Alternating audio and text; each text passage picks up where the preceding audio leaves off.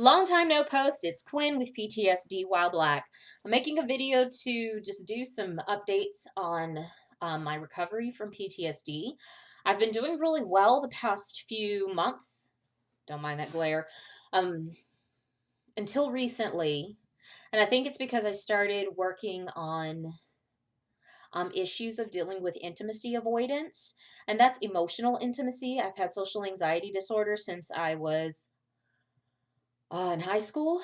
And I realized that there's trauma related to that social anxiety disorder. And I think that that's what's starting to stir up some of my triggers in my other traumas, such as racial trauma, sexual trauma.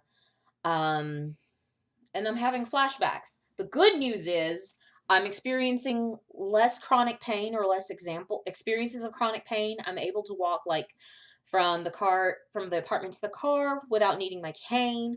I'm able to get around town for the most part without my cane, but I still, if I'm going to walk long distances, I take my cane. So that's a big progress that I'm having. Um, Concussion wise, language has been okay. I'm fatigued today, so I know today I've had language issues, and I've also been having big emotional issues um, in reaction to stuff recently. So I know that affects my language. Um, the other thing that I was going to speak to, I'm being very forgetful and fuzzy the past few days. But I think like as my trauma responses have been increasing, then so do um, my abilities to react to situations are narrow, to react calmly and to communicate my needs. That's been impacted. One thing that I'm seeing as a plus from now compared to the onset of the concussion, in the past, if I were to have a very emotional conversation, whether it was expressing my deep feelings and emotions or having to have confrontation or an argument with someone, in the past that would trigger seizure-like symptoms. But as of the last 6 months or so, it's been just more of, okay, that was annoying, but I didn't have to go into seizure mode. Yes, I still go into the compulsive binging. Hello. Look at those beautiful hairs. I'm still doing the compulsive binging, but it's not where my body's like, no, we need to shut down because I just cannot have this conversation anymore. It's like literally my brain was just shut off. I'm not having that. So that's helpful. And I think part of it is in my marriage, at least with my husband, when I have difficult conversations, I'm able to say, I don't feel I can be a safe person and I need to separate myself. And I do that. So within the household, it's great. I'm not being as triggered as I was when we were previously living with my partner's parents. What I'm finding challenging right now is when I have these conversations with people who don't know this language, who don't have these agreements that my partner and I have. That's where it gets really off because I'll start off with, I don't feel I can be a safe person. Please share on your experience only, and I can listen and calm down. And when the other person doesn't, that's when boom, it's like lighting a match. I just go off. And it's just like my post concussion, the months after the concussion, my reactions were just quickly triggered. So I guess I'm gonna have to train people how to listen to me when we're having a difficult argument. I need to tell people I'm someone who has had a concussion. I have quick emotional reactions. If I tell you I don't feel I can be a safe person, that's the warning, number one.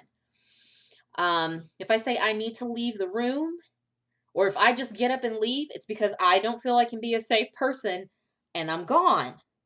And if I come back and say I'm going to try to work with you, I need to hear just your experience without any reaction to what I did, said, or whatever. Just your own fucking feelings wherever you were. If you can't do that, I will go off. And I just need to own that that's what I am living through. I started going to therapy again because I had doing the uh, intimacy avoidance work brought up some flashbacks of learning about stories of incest from my family of origin, which were quite um, traumatizing. So I started going to therapy again, and one of the things my therapist was um, reminding me of is that even after the concussion, I'm still above average, but I need to learn to unapologetically be my post-concussive self. That I'm not who I was before the concussion, and I have to stop beating myself up because I can't be who I was before the concussion. That I have to go at the pace that post-concussive Quinn can do, even though mentally I believe I'm Quinn before the concussion.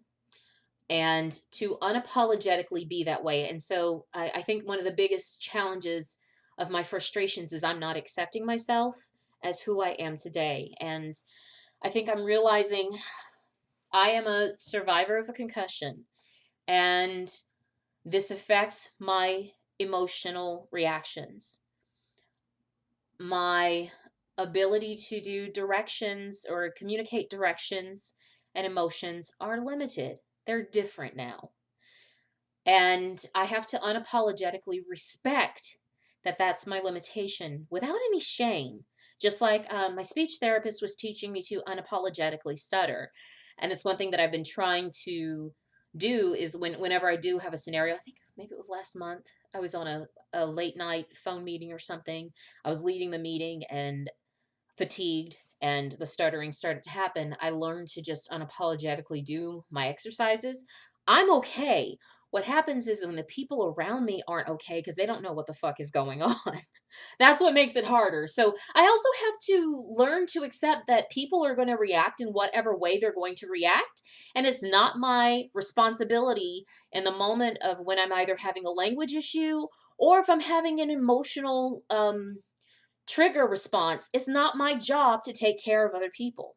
Wow, that just came to me.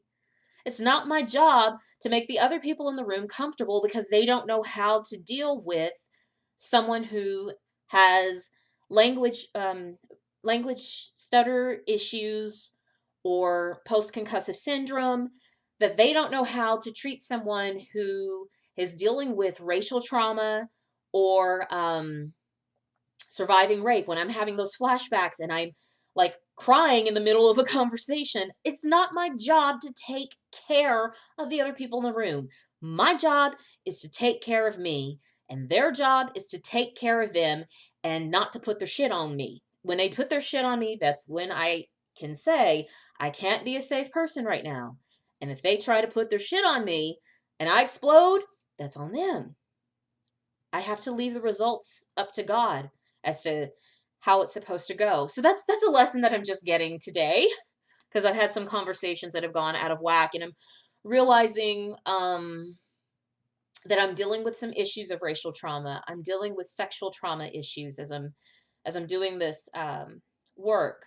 But at the end of the day, thankfully, my therapist reminded me that I have to own who I am, and that also means owning my limitations with a concussion, the limitations with the PTSD, as well as owning my brilliance and capabilities and the things that I can do so that I'm not beating myself up. Because that's what I've been doing. If you've watched any of these videos, it's like I've had so much shame of, oh, I can't walk or dance like I used to because my spine is injured.